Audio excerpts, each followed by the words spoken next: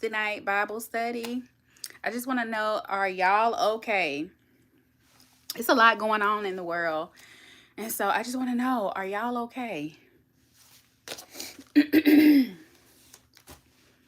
Are y'all okay? Being a Christian is um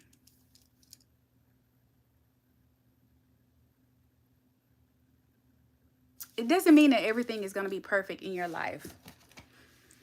And so I just want to know, how are y'all doing? Because it's a lot going on these days. Hey, Star.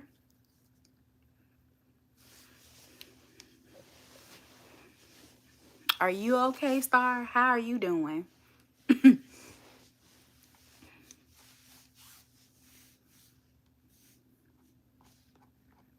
Are you doing okay? I wanted to do Bible study on this because I kind of touched on it in a podcast episode that I did where I talked about it's okay not to be okay. And so there's so much going on in the world. Yes. Yes. We all are. That's the best thing that you can do at this point is remain in the Lord. And so I have been listening to Al Green. Everything is going to be all right. And that song has really encouraged me that everything is going to be all right. I'm not going to sing. I was about to sing, but that's not the gift that God gave me. So I'm not going to go there. So, but yeah, I have been listening to that song on repeat since Saturday. And it's funny because I was watching something on TV and somebody said something about being all right, and immediately that song popped in my head. And I had not listened to that song since like I don't know, so long ago, but I remember it from my childhood. So no, girl, I don't want to run no people away. They be like, ooh, let me go quick. But I have been listening to that song, Everything is Gonna Be All Right by Al Green. And I'm telling you, it has really, really encouraged me. And the other song that I have been listening to is India Ari, Strength, Courage, and Wisdom, and also Beautiful. I have been listening to those songs, and I'm telling you, those like music is healing, y'all. Music is so healing. And so I have been uplifted and I have been encouraged just by listening to those songs. It's a lot going on in the world. And I figure any type of way that you can find your peace, you need to find it. You need to find it. I love music. I love listening to music. And just also meditating on the word of God. Like that has helped me as well too. And knowing that I don't have to be um okay every second of the day. Like it's okay, we're human beings, like we have emotions and we're gonna feel things, and with so much going on in the world right now, we need community, we need yes, worship is very powerful. Like you need community, you need to be around the right people, you need uplifting, you need encouragement, you know. Now is not the time to, get away from people unless they the wrong people. I'm all for getting away from the wrong people and setting boundaries. But I just wanted to know, like, how are y'all really doing? Like, how are you doing? And in that episode that I did, I try to be really transparent and honest, because a lot of times people want to make it seem like they have it all together and they have it all figured out. I'm not one of those people. I don't. When I get it figured out, I'll be like, okay, yeah, I got that figured out. But I think, I'm only one, probably maybe a half a step above somebody else. You know what I'm saying? And so I don't want to get on here and pretend like I have it all together and like my life is just hunky dory. It's very good. It's peaceful. But there are moments where I get frustrated. I have moments where I get angry. I have moments where I feel fear. I have moments where I feel discouraged, and I feel like those things are okay. And I feel like we've had this conversation before, and I was like, I just kind of like, I don't know why. I asked the Lord, what is it that you want me to talk about today in Bible study? And so I just kept coming back to this, and I'm like, okay, I did a podcast episode on this. So I don't know. I'm just gonna let the Holy Spirit use me. And whatever he says, I don't know. Somebody may need an encouraging word. I feel like we're all going through something. I feel like we're all going through something. And I feel like the world that we live in, it's always looked upon as a weakness. Like if you show any emotion, or if you, as a Christian, yes, we're supposed to be strong, but I feel like you're gonna have weak moments. I have them. I'm not ashamed to admit that I have weak moments. I feel like as a human being, like people don't people don't want to admit that sometimes you're gonna have moments like that as a Christian. I don't want to get on here and portray like I'm strong, like all the time. Like, again, like I said, I have moments of weaknesses, and God knows that we have moments of weaknesses, because if not, then he wouldn't have like told us to be strong and courageous. There's a reason why he tells us to be strong and courageous, because we're going to have moments where we feel discouraged. We're going to have moments where we feel sad, all of those things. And so I just thought about this. And so I did that episode, and after I did it and recorded, I was like, I'm not going back and doing it. So I thought about David. So in Psalms chapter 6, David let me go to Psalms chapter 6. And so this was God just letting me know that it's okay if you have these moments sometimes. I created you to be a human. I didn't create you to be a robot. I created you to have feelings and emotions. I just don't want you to stay in those feelings and emotions. And so I was reading this in Psalms chapter 6, and this is David. Remember, David was strong. David who fought Goliath. You know what I'm saying? But he said in Psalm 6, verse 6, he says, I am worn out from sobbing all night. I flood my bed with weeping, drenching it with my tears. My vision is blurred by grief. My eyes are worn out because of all my enemies. Now, this is David, the same man that was after God's own heart, that's saying he been crying all night. His bed is soaking wet because he been crying all night. He can't even see good. Have y'all ever cried so that you couldn't even see good? That it was just blurry? Like, who gonna be honest and say that? There's 6 people on here. Like, I have cried. There have been some times that I have cried where I couldn't even see good. But I feel like I feel like God lets us see, because here's the thing about David. David was honest about his emotions. He didn't try to hide them. He was honest with God about how he felt. And that didn't make him weak. That made him wise. Because I feel like God comforts us when we're feeling this way. He had been crying all night long.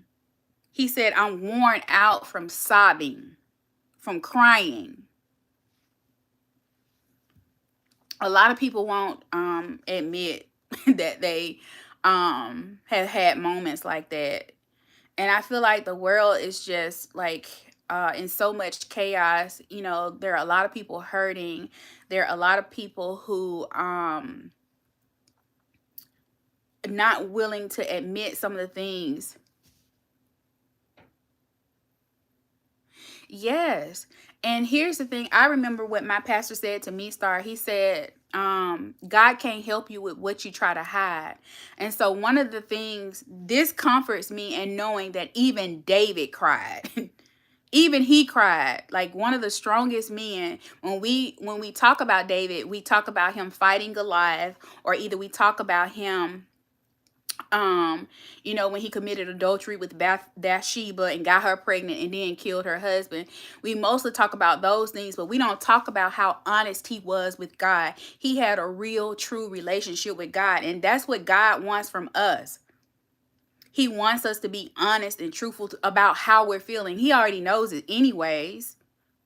Everything we feel, whether we feel rage, whether we feel bitterness, anger, hurt, joy, peace, whatever, God already knows what we feel anyways.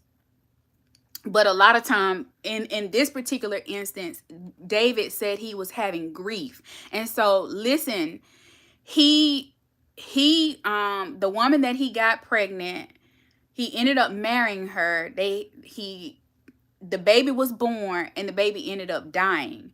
And so I'm pretty sure that brought him some grief. Also, he was being chased by his son Absalom, because in this particular psalm, it talks about grief, and he said, my eyes are worn out because of all my enemies. And so Saul was supposed to be his friend, but he turned into his enemy. Now, I know a lot of people not going to admit this, but you've had some friendships, like friendships hurt. Sometimes when some friendships hurt, they end. And it's because we feel a certain way about a person, but they don't feel the same way about us.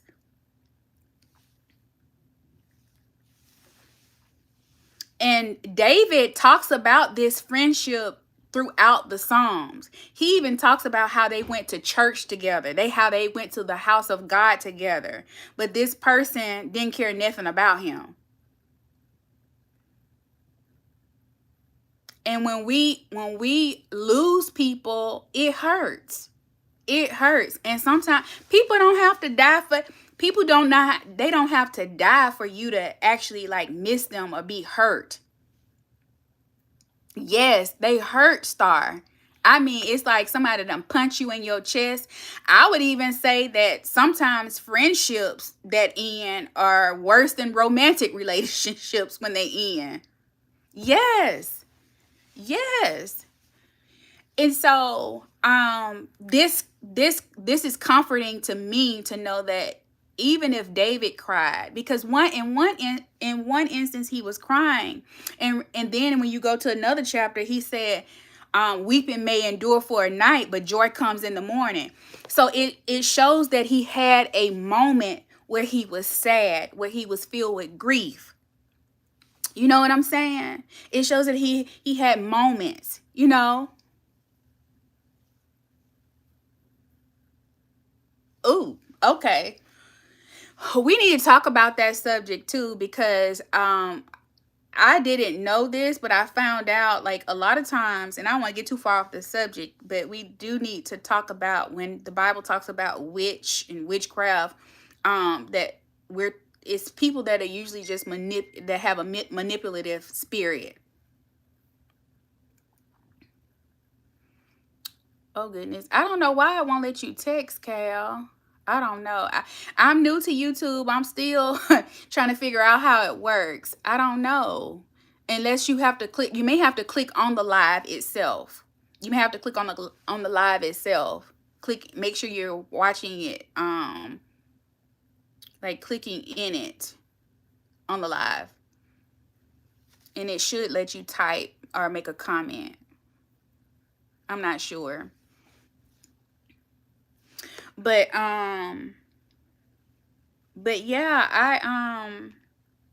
but yeah, we might need to do a Bible study on that. It's just a spirit of manipulation, and we know that Jezebel had a spirit of manipulation, and anybody can have the Jezebel spirit, a man or a woman. But we might need to talk about that. I think we should. But back to David. But yes, David had this friendship with Saul, but Saul ended up being jealous of David. And so because he was jealous of him, he wanted to kill him. And y'all, I think the Bible literally is showing us that someone with a jealous spirit, like, can hurt you, can kill you. I mean, think about this. there have been so many women and also friendships. Like, just think back, that one girl who went on a trip with her friends. I know there had to be jealousy. And then you have men who are jealous, of their girlfriends, of their wives, and they try to isolate. That's a whole nother thing. But the Bible literally gives us wisdom on these things. And people overlook that's just the Bible literally giving you like the blueprint to life. Like, you gotta be able to discern these people and be able to stay away from them, or else you may end up in a situation. That's why in Proverbs, book of wisdom, applied knowledge, guard your heart. Proverbs 4, I think 23, guard your heart above all else, for it determines the course of your life. And people don't really understand what it means when it says it determines the course of your life. When you don't guard your heart or protect your heart from people, friendships, people who are not, that mean you know well, that mean you know good, you can end up being in a whole situation. You can end up in prison from having friendships. I know somebody right now who is in prison because they were around the wrong people. Because here's the thing, when you're close to people, you feel like you can do anything. Y'all kicking it, y'all doing stuff together, whatever. They can have influence over you. Your friend, whether people want to admit it or not, your friends can have influence over you. Are they going to influence you to do good, or are they going to influence you to do bad? So just think about that. So I'm always thinking about that. Why would God tell me to guard my heart? He's telling me to protect my heart. He's not telling me that just to tell me that. He's telling me that for a reason. He's telling me that if you don't protect your heart and guard it against people, you can end up in a situation you don't want to be in. There are so many people that marry people that they think that love them. And those people end up being manipulative. They end up being controlling. And they end up being jealous. And they end up doing some unaliving these people. I don't know if I can say some of this stuff on YouTube. I don't know. I don't want to get my video taken down or flagged or whatever. I don't know. But just think about that. But going back to David experienced like all of these things. Like he experienced losing his child. He experienced losing his daughter was great. And by his son. He had a lot to happen in his life.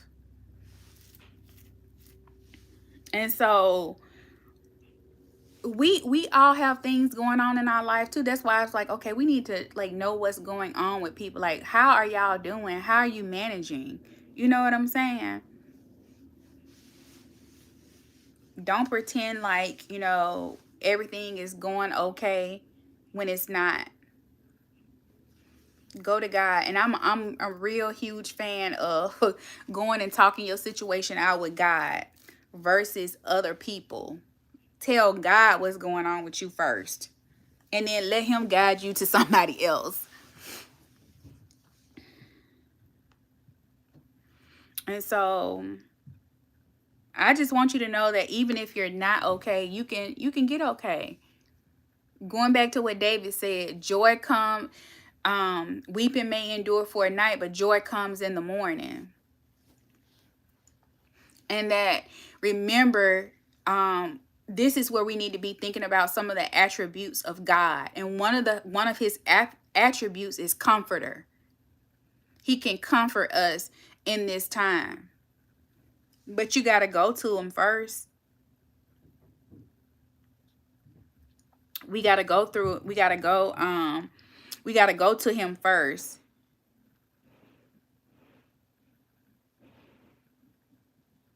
I'm trying to find my notes that I had.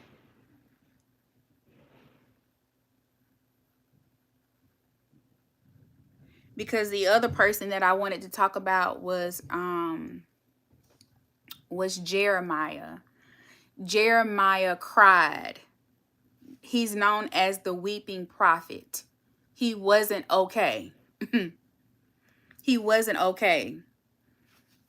They named him, he was so bad that they named him the weeping prophet. But one thing that I love about Jeremiah is Jeremiah endured. He had endurance. He cried, but he didn't quit. So I know sometimes we want to quit at life because life be lifing. But even his own family wanted to kill him. The people wanted to kill him, and his own family wanted to kill him. But he endured. He cried, but he didn't quit.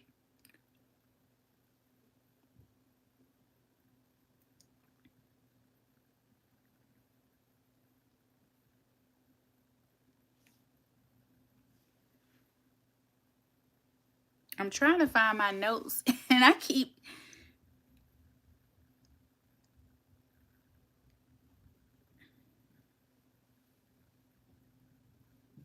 Now, I'll find it when I get off of here. But anyways, yeah, Jeremiah cried. He was known as the weeping prophet. And a lot of times I see where people quote Jeremiah. Jeremiah also had fear, because when God called him, he said, I'm too young. And the only reason that we know that he was afraid is because God said it. Jeremiah never said he was afraid, but God said it. Because in Jeremiah 1, in Jeremiah 1:6, he said, O sovereign Lord, I said, I can't speak for you. I'm too young. And then the Lord replied, don't say I'm too young, for you must go wherever I send you and say whatever I tell you. And don't be afraid of the people. Jeremiah never said he was afraid of the people. God did. So there you have it. Like, he wasn't okay either. He was crying all the time, and he had fear, you know. But I think that he had moments of fear. I think he had moments when he cried. But he got back all right. And the thing is, God was with him throughout the whole time. And he's with us. That's why I said we need to focus on God's like attributes. He's a comforter. Go to him, talk to him about whatever it is that you're not okay with, or whatever it is that's going on with you. I do that all the time. And I'm telling you, there have been times where I would just pull out my phone and just say what's in my heart and just write a note to God. Or either I would go in my closet and I would talk to God about a situation or whatever it is that I'm going through or whatever it is that I'm feeling. And then God comforting me in that situation, but also doing something about it. Like, if it was something that I felt like was unfair towards me, there have been several things that have happened to me at work that I felt like was unfair, but God came through. Yes. Oh, yes, Star. I love that comment. Literally the best father ever. And I think a lot of times, based on how and I'm just saying this, like, I'm being honest. Like, a lot of times people can't see God as a good father because they look at their earthly father and they feel like, okay, if he wasn't so good, what makes me think that a father that I can't see is gonna be good? But I'm telling y'all right now, I'm here to tell you, and I can't quite articulate it into words, but God is a good father. God is such a good father. And David tells us in Psalms 27, he says, even if my mother and my father abandon me, God will still be there. And I read that all the time. I read that all the time. And not only that, I feel it. I know it. Just based on like me having these conversations with him, or me feeling, sometimes I may not even say nothing. Sometimes if I just feel it, Like, it's like God just knows what I'm feeling, and he'll comfort me through that. And he can do the same for you all too. Yes. So I'm glad I mentioned that, because it's hard, and I get it, and I understand. Because I know people like, okay, my daddy was not a good father. People be thinking that, well, my dad, I didn't have a good father, or my father wasn't in my life. How can I expect somebody who I cannot see to be a good father to me? All I can tell you is to try it, and you will see. That's all I can tell people. Like, he really is. And it's like you won't get it until you experience it. And when you experience it, you can't unsee it. You can't go back. Like, it's just it's such a wonderful feeling. It's a real feeling. And I really felt like, oh my goodness, I've been missing out like my whole life. Really, I had, because I feel like God kind of pursues us. You know, he can only do so much when we're not close to him. And I feel like he pursues us. And as a matter of fact, I know that he pursues us, because his word says that he does. And I was reading and I kid you not, y'all, my grandmother, when I was in my 20s, my grandmother gave me scriptures to read. And one of those scriptures was Psalms 23. Now, I used to read that scripture all the time, and I had no clue what it meant. Absolutely none whatsoever. Like, I might have understood the Lord is my shepherd a little bit, but for the most part, I did not understand anything Psalms 23 was saying. But I figured if my grandmother gave it to me, and she always read her Bible, I saw her loving on people, I saw her singing to Jesus, I saw her worshiping. Like, she literally planted the seeds in me. But not only planted the seeds in me, I saw her doing it. You know, I saw her living it. And so she planted that seed on me. So I would pull Psalms 23 out from time to time, and I would read it. I'd be like, okay, my grandma gave me this to read. I'm going to read it. I don't know what it mean or what it say, but I'm just going to read it. And so finally, after all these years and having a relationship with God, I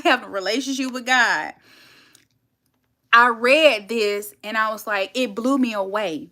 So Psalms 23:6 says this: surely your goodness and unfailing love will pursue me all the days of my life, and I will live in the house of the Lord forever. So when I read that, I was like, okay, God has been pursuing me all along. I have been reading Psalms 23 and didn't even know what it meant, didn't know. And that's how I know that God honors his word. And I tell people all the time, plant the seeds in your kids, plant the seeds in your grandchildren, plant the seeds in your nieces and nephews. They may not get it now, but God is a man that he should not lie. And so he has to honor his word. He says it in Isaiah, and I believe it's 55. He said, it is the same with my word. I send it out and it always produces fruit, y'all. I am literally producing fruit. I hope I'm articulating this right. My grandmother planted the seed, and the harvest from that seed. Look, I'm here, like, teaching the Bible, something I would never thought I would be doing. You know what I'm saying? And this is coming from somebody who, y'all, I was a heathen. I was pulling out that Psalm 23 and reading it, didn't even know what it meant. I would read it here and there, and I tried to understand it. I wanted to understand it. And I think that's what the beauty of it is, that God understood that even though I wasn't letting him, you know, shepherd me or guide me, I was still doing my own thing. He knew that maybe I had the desire was there. It was there. Just didn't know how to do it or exactly what to do. You know what I'm saying? But all along, I realized that he had been pursuing me, and he pursues all of us. It's just only so much he can do without that relationship. Like, that's why he wants the close fellowship and the relationship. It's not just so he can like, just tell us what to do and control us. And I believe this like wholeheartedly. And I wish more people would teach this, is that the things that God tells us to do is for our benefit. It's not for his. So going back to that scripture that I just talked about, when he says to guard your heart above all else, for it determines the course of your life, he's not telling us to do that because it's going to benefit him. He's telling us to do that because it benefits us. Yes, it's protecting. And here's the thing, Star, God is not, I just seen it in my notes and I wrote this down. Y'all, I stay writing stuff everywhere. I put it in my in my iPad, in my pads, everywhere. It is like we forfeit that protection when we rebel against doing what he says to do.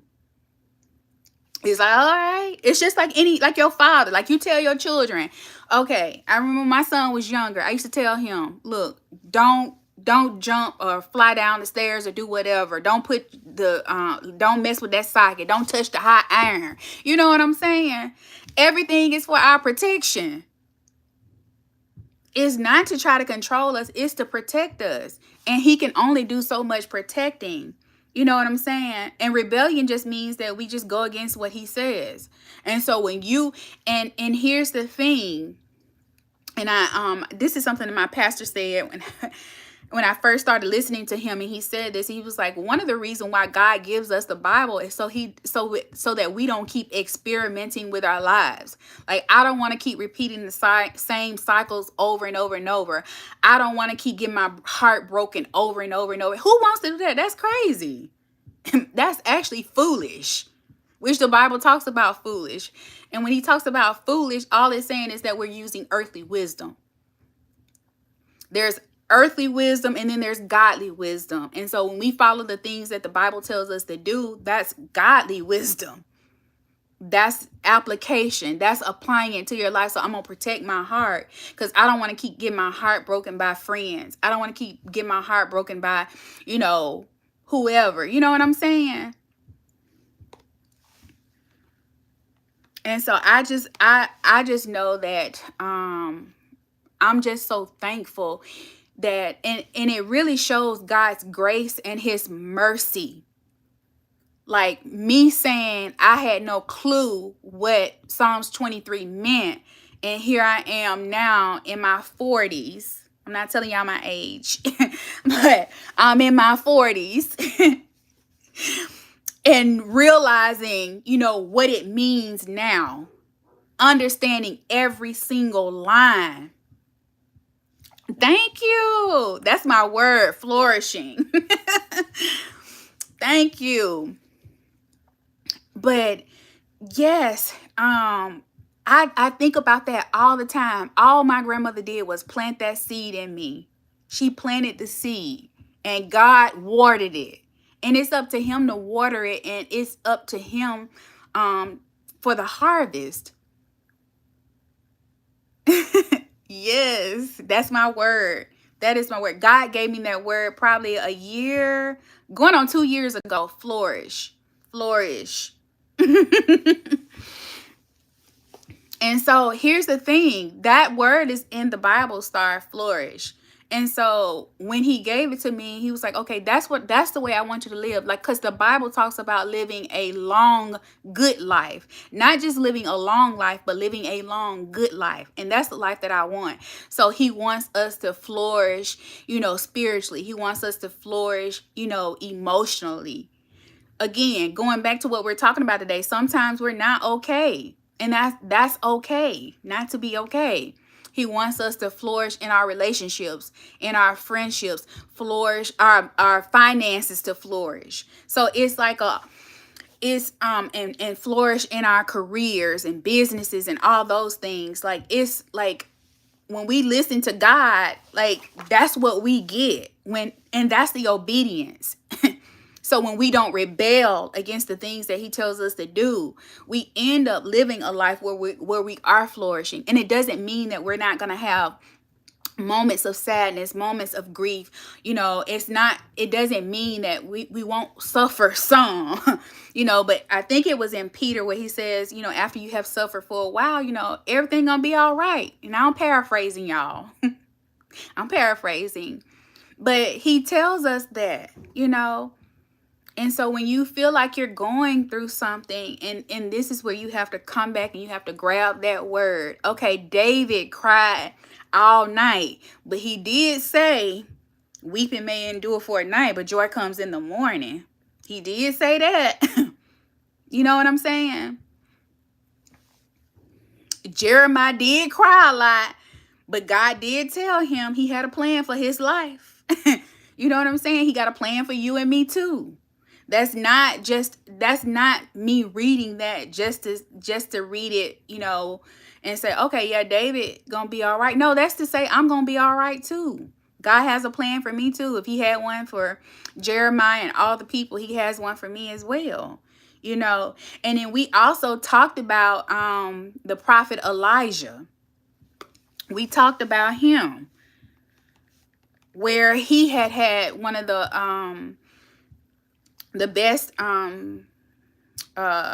spiritual battles ever, and God answered his prayers. But even after that, he felt fear, he felt alone, and he felt discouraged, and he sat up under the tree and he wanted to die.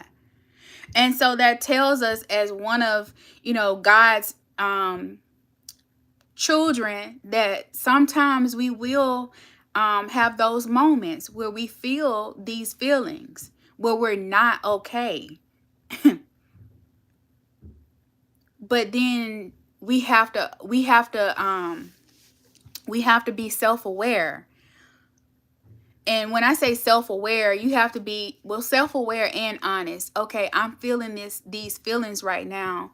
It doesn't make you a bad person because you feel fear, or you feel discouraged, or you feel sad. You know what I'm saying? It doesn't make you a bad person. It doesn't make you a weak person. It makes you a real person. It makes you human, just the way God made you. And I know there are some people out there that think, well, I'm not human. I'm not a spirit. I'm a human being. Because in Genesis 1:27, God tells us that he made us human. And there was nothing wrong with us being human. Sin just got introduced. And so that's what messed it up. Not God making us human beings. He said, I made human beings in our image. He said, let us make human beings in our image. So he wasn't wrong when he made us human beings. He did that for a reason, so that we could feel things. And sometimes as humans, we feel good things and we feel bad things as well. We feel them both. But just think about it. What if we didn't feel like we couldn't feel empathy for other people, or sympathy, or anything like that? That's not good. You know what I'm saying? So he couldn't make us like just to be like robots. You know what I'm saying? So I always say, you may get in your feelings, but don't stay in them. But as you can see, some of these people in the Bible went through the same things we did. They feel the same things that we do. They feel the same things that we do. Even Jesus, y'all. Jesus, every chance I get, I'm going to bring it up, y'all. Jesus had a righteous anger. He was angry. He flipped over them tables and chairs. He felt something. He felt something. And because of him feeling something, guess what? He flipped over them tables. But the Bible also talks about him having compassion. That's something you have to feel. That was an attribute of his as well. You know what I'm saying? He came down here in a human body. So he knew exactly what it was like to be in that human body. He felt all the things that we feel. Everything that we feel, the rejection, the grief, the bitterness, all of those things. Jesus experienced that while he was on earth. So nobody knows more how we feel than he does. But the Bible is there like to encourage us. That's why it says to be strong and courageous. Don't fear. Don't sin by letting anger control you. He didn't say don't get angry. He said don't sin by letting it control you.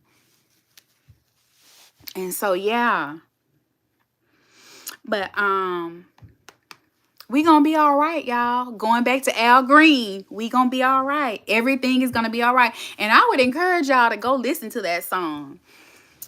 When I tell you I love me some Al Green, everything is gonna be all right.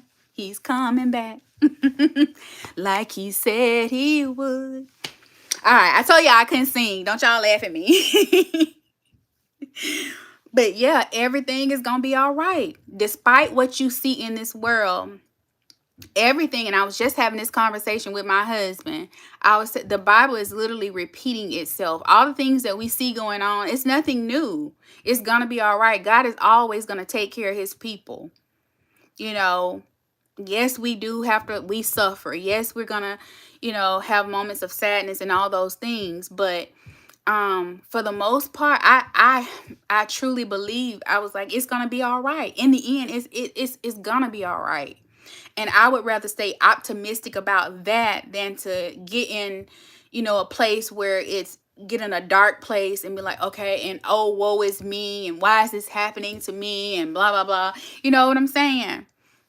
Like, I'm not gonna do that. I'm gonna feel what I feel, and then I'll be like, okay, God, this is what I'm feeling. I might be, upset. I might be sad about something, but I need your help. Like, we got to get out of this. So essentially what I'm saying is be human. Be human. That's what God created you to be. But don't, yes, worship. All of these things help us. All of these things. Worship, practicing gratitude every single day, like being thankful that you actually are here. You know what I'm saying?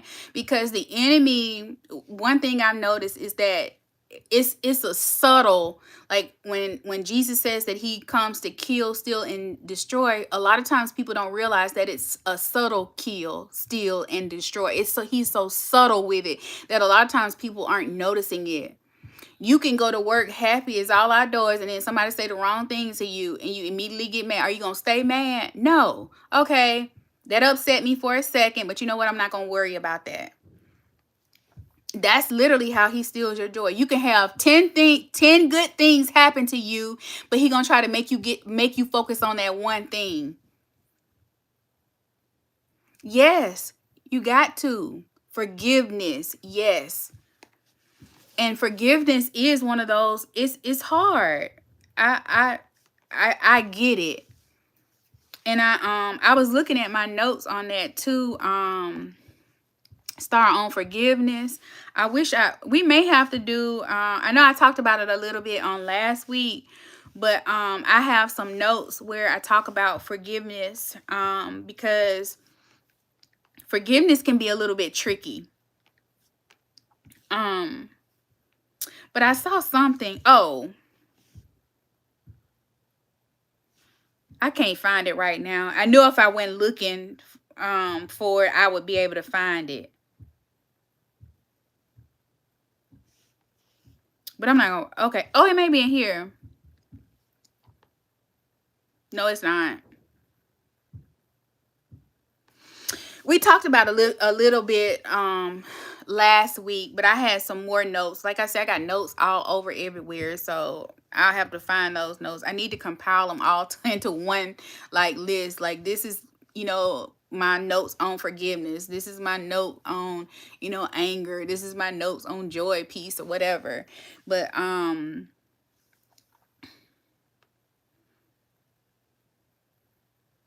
yeah, I can't find it. I literally just saw it.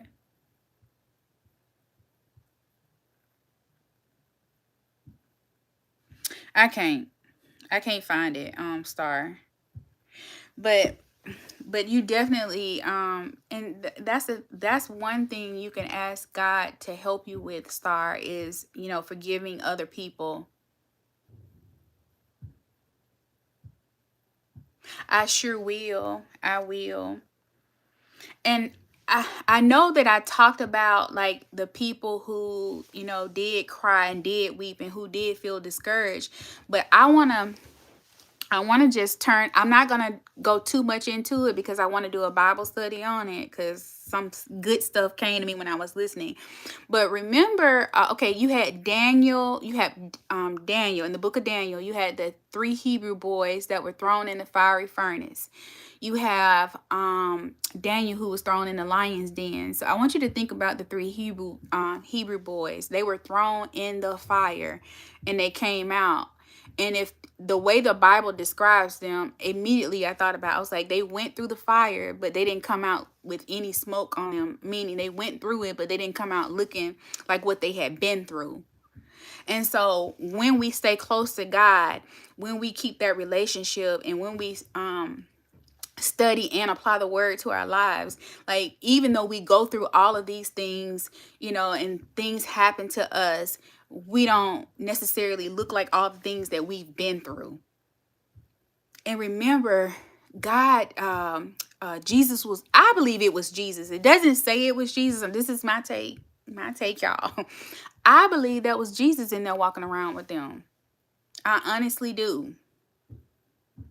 I believe he was in there with Daniel too. And I love something that the Hebrew boy said.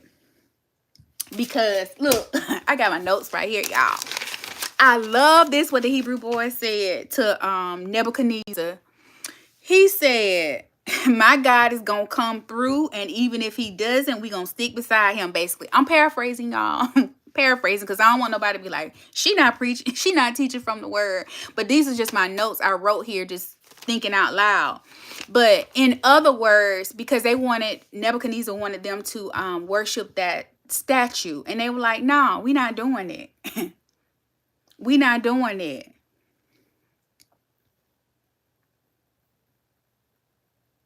Yes. And so I think we all go through something, but here's the thing, Star, like, we're all supposed to, I feel like the things that we go through, how we don't let the enemy win is that whatever it is that we go through, we help somebody else out. Like, it's like you grabbing somebody else's hand.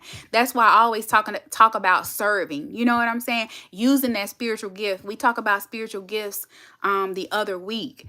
And one of the things that came to my head was don't bury what God gave you. Remember the one person that took the talent and he buried it? Like, we don't, because God, and when you go back and read that passage, it says that God entrusts us. He either entrusts you with 5 gifts, he either entrusts you with 2 gifts, or that 1 gift. But don't take that one thing that he gave you and bury it. You know what I'm saying? It's always whatever he gave you is to help somebody else out. It's to serve. We're all one body, and we're called to serve people in another way. And that's how we don't let the enemy win. So when we go through things, when we go through the fire, when we go through the storms and all of those things, and we get through them, we can help somebody else out. That's how I see it. And so when we all help one person out, then we helping the 5,000. You see what I'm saying? I hope that makes sense to y'all. Because that's literally what the revelation that I got. We're feeding people spiritually, and it doesn't necessarily have to be about, you giving, like, even just teaching the word. But if you help somebody, if you encourage somebody, you know what I'm saying? You're using that spiritual gift of encouragement. I talked about this this past weekend with my sister in Christ. We went and had lunch. And I remember when I was in school and I wanted to take advanced English. And I had just transferred from another school, and I took regular that first year. But the next year, I was like, okay, I want to take advanced. I feel like I'm a little advanced. Let me take advanced English. And so I had to get permission from that one teacher. And she was like, she wasn't very encouraging. Let me just say that. And so it hurt my feelings. But she ended up signing the paper anyway. But I'm telling y'all, I'm in my 40s, and that stuck with me. But the one thing that I do remember is that me being in that class, and I kept thinking that every paper that I got back, that teacher was going to write on there, or either she was going to call me, and talk to me like, are you sure you're supposed to be in this class? don't think you know, can handle it, or blah, blah, blah. But she never did that. She was a great teacher, and she always encouraged me, you know, to write. And she helped me be a better writer. You know what I'm saying? Now, I still don't think I'm the best, but again, that stuck with me. And a lot of times you can start speaking things over yourselves. But I have found that I have been writing so much since getting closer to God. I stay writing in a notebook. Right. And so sometimes when I go back and read some of the things that I've written, I'm like, did I write this? Did I write this? I wrote it, but it was inspired by God. That's the only like explanation that I can have. So you could be the worst writer in the world, but if God wants you to write something, it don't matter. You know what I'm saying? And you have to think about who the person that God has assigned to you. You know what I'm saying? God, like we all have, and I've said this before too, we all have somebody who we're assigned to, and people that are assigned to us. And so those are the people that should only matter, you know, in your I don't know the word I'm looking for, but those are the only people that should matter. Yes. And so, but I just think about that. That teacher encouraged me. She was a teacher, but she encouraged me. You see what I'm saying? So when we're using these spiritual gifts, it doesn't matter like what, you know, job we're in or what type of talent that we have. What matters is that we can, like, somebody, I mean, if you do hair, you know, somebody could sit in your chair and you can encourage, like the girl who does my hair, who does my reties on my locks. She's very encouraging. I've shared with you all that I have alopecia. She makes me feel comfortable when I go sit in her chair. You know what I'm saying? I'm comfortable when I sit in her chair. I don't feel like, oh, she's looking at me or she's judging me, you know, based on some of the things that are wrong with my hair, because I felt that way, and that encourages me and it makes me feel a certain way. And so I don't, it's very uplifting. And I told her, I said, you make me feel comfortable when I come here. And that felt good to her. You know what I'm saying? Like, all of these things matter. And I remember, you know, there have been so many times that I've gone and sat in people's chair and I felt so uncomfortable. And then people ask me, okay, what happened to your head? Like, you need to go to the doctor. You need to do this. You need to do that. You know, just really kind of insensitive. You know what I'm saying? But I'm telling you now, y'all, hair is flourishing. Thanks to God. Thanks to God. You know what I'm saying? And I feel confident about I am, regardless of, you know, what's going on with my hair. You know? But that person encourages me, you know, just by me going sitting in her chair. And so you never know. There are teachers out there who are encouraging kids to like go after their dreams, you know, to do this instead of discouraging them. You know, a lady encouraged me to become a nurse. You know what I'm saying? I saw how she loved, I saw how she was taking care of people, and I felt the way she made me feel. I'm sorry, y'all. I'm getting a little hungry. But the way she made me feel, I thought about this. I was like, I want to make people feel that way. I want people to feel, I felt so good. To this day, I don't know who that, I remember waking up in the ICU and this lady was giving me a bath. And I couldn't understand. I was like, well, why is the nurse giving me a bath? I remember her face. I remember her frame, but I wish I could have went back and met that lady and let her know how she made me feel. But it was the way she made me feel that encouraged me to want to become a nurse. You know what I'm saying? And I don't feel like you can care for people and make people feel that way unless, you know, God is a part of your life. You know what I'm saying? That lady had some healing hands. I felt so good, and I was very sick, y'all. And so there are all different types of way that we can serve and use our spiritual gifts. God gave us natural talents, and he also gave us spiritual gifts. And so if you haven't had a chance to go back and listen to that, you really should. And go back and listen to and go back and study like those scriptures about your gifts. You know, we're all anointed to do something. We're all anointed to serve or do something and use those spiritual gifts. And I feel like, you know, when we do those things, we figure out our purpose, you know, on this earth, and we get like to me, purpose equals, you know, fulfillment. And I talk about all that all the time. This is so fulfilling to me, even though I am a nurse and I love that too. And I still encourage people. I encourage people wherever I go, you know, or teach too, if I can, if the Holy Spirit prompts me to. But I love it. I love it. But yes, but I love the Hebrew boys' attitude. I love their attitude. So sometimes we might be David one day, or we might be Jeremiah one day crying, but the next day we can be like the Hebrew boys, like giving them attitude like God is gonna come through for me, and if he don't, I'm still not gonna bow down to you. I'm still not gonna bow down to you. I think that's Daniel chapter 3.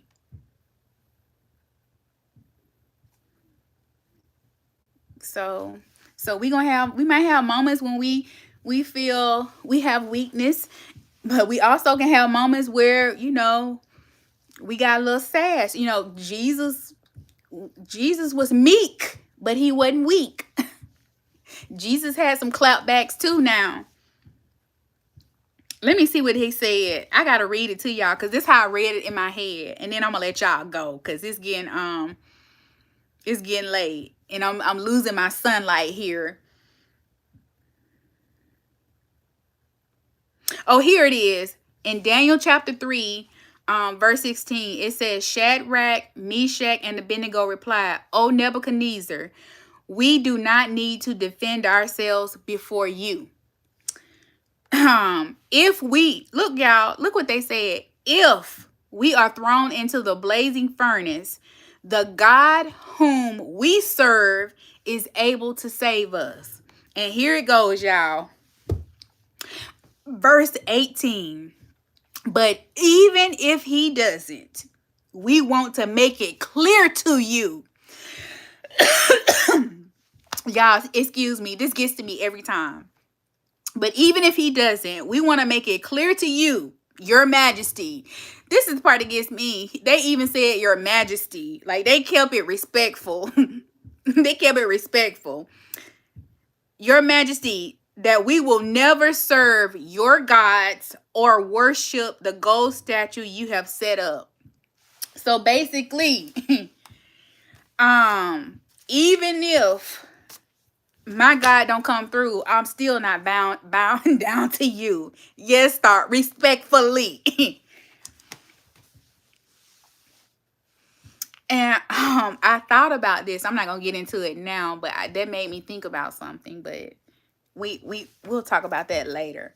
But yeah, so sometimes we might be the Hebrew boys, like we might have a little attitude, and other days we might have some moments like Jeremiah. It's okay. We're gonna be okay. It's gonna be all right. But anyways, y'all, that is it for this week's Bible study. I have really enjoyed today. I really, really, really have.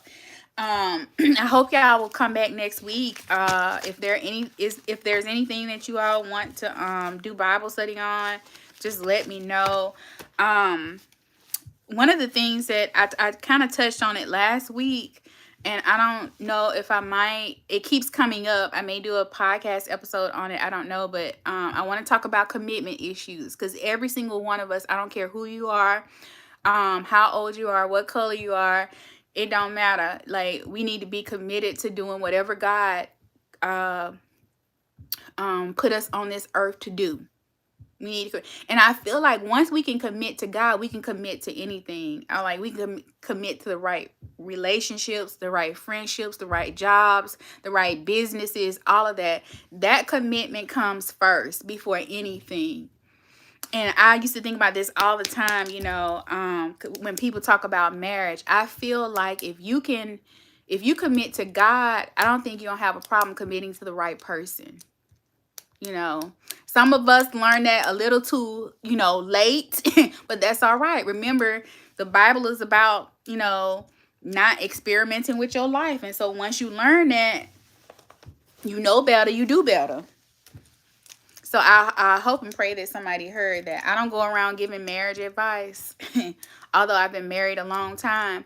But that's probably the only advice that I would give, that's unsolicited advice, because I don't go around giving advice about marriage. But that is the only thing. I feel like if you and the person who you're destined to be with can commit to God, that is the best. That's the best thing. You can stay committed to each other. But anyways, like I said, y'all, that's it for this week's Bible study. I really enjoyed it, and I will see you guys next week. Okay, y'all have a good rest of your week. I will be praying for y'all. This was good. This is good. Good night. Talk to y'all later.